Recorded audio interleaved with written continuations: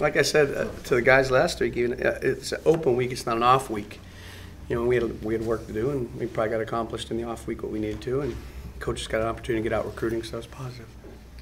How would you say those travels went? I know that you were looking forward to those trips. I mean, how did would you say that you were received on the recruiting trail? I think well. I mean, I think Coach and Mike Villagrana put together a schedule where I think as a staff we got to almost over 100 schools, which is really pretty amazing in a couple days, and numerous games. And I think, like I said, I think we got a great brand, we got a great product, and I think people are excited about the opportunities that Mississippi State football present. And it was a great opportunity for us to see 19 kids, and as well as young underclassmen, 20 and 21 kids playing games. Looking ahead to LSU, what have you seen from them on film that maybe impresses you? They're physical. They're it's a typical LSU team. I mean, they're very good up front.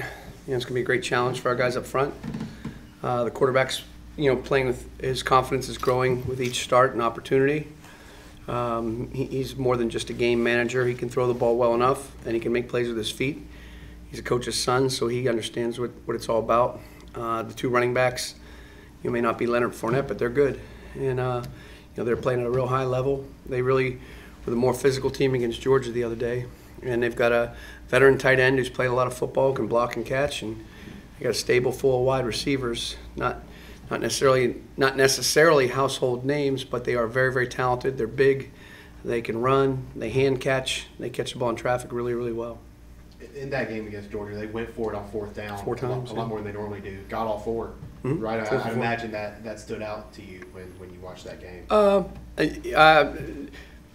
Not necessarily that, but the fact that they played to win. I mean, they certainly played to win. I mean, they were coming off a loss at Florida, and they're coming off, they're back at home, the number 2 team in the country coming to town, and they played like you would expect a Coach Orgeron and a Dave Aranda type team to play, and they played exceptionally well, and certainly aren't going to lack confidence going into Saturday night. How do you modify how you go about calling a defense in that certain part of the field, knowing that they've shown the willingness to go for it on fourth where other teams might punt?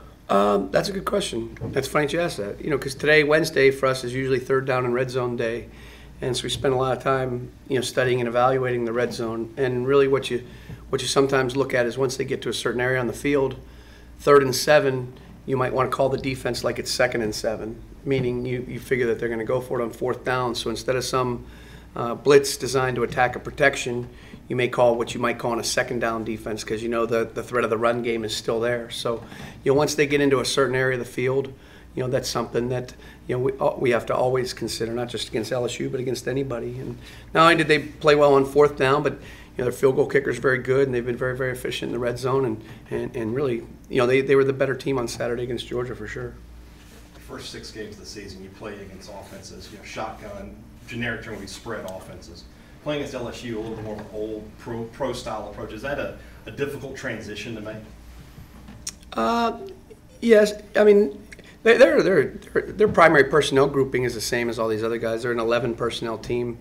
We've talked about different ways the teams have attacked us in here, and I like to think that they probably looked at Georgia, and that's a pretty good defense too, and they didn't really change a whole lot of who they were, and they came right at them. And I think Coach Orgeron wants to have a certain way he wants things done, and it all starts with the run game, and it starts up front. So they are, they're committed to the run, but off each of their runs they have play action passes, and they get into a 3 wide receiver and 4 wide receiver sets. They probably do a little bit more, 2 tight end or 2 back sets than maybe some other teams, and they do it very, very well.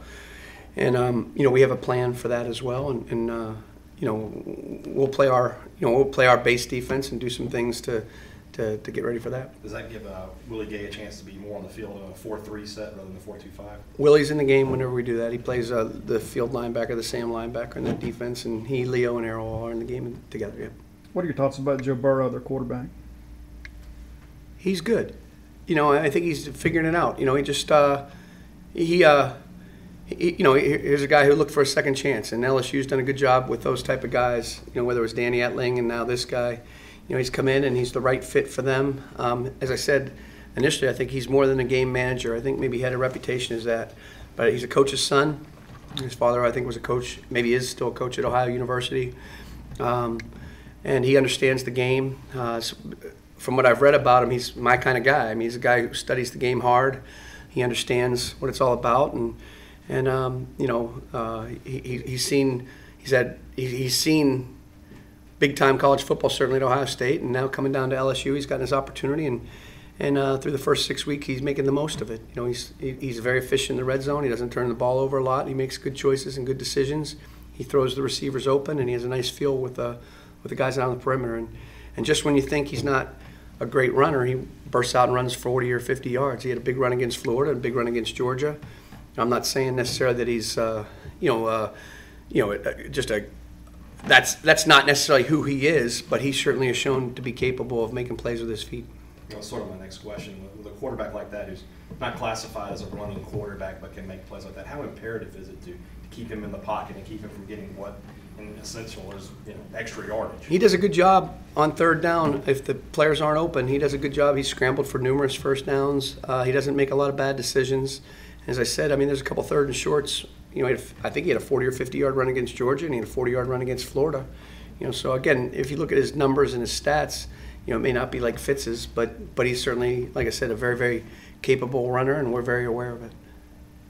With Brian Cole out another week, what have you seen from Landers the past couple weeks and in that Auburn game that he can step up? Yeah, Brian's day to day. We'll see how it goes with him, but we're all very confident in Capri. I said this a couple times. It was neck and neck with regard to the nickel position throughout spring ball and training camp, and Brian maybe towards the end of camp and some scrimmages maybe was a little bit more productive, but we're all very confident in Capri. He's been starting in our dime package, what we call cheetah package, all year, and he went in, and I'm sure he was a little nervous in the first game. I wouldn't say he was extremely productive, but I thought he did his job and did his job well.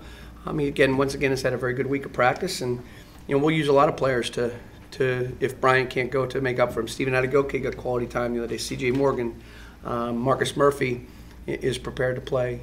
So all those guys are going to get some reps, and everybody's got it's kind of an all hands on deck mentality when someone goes down.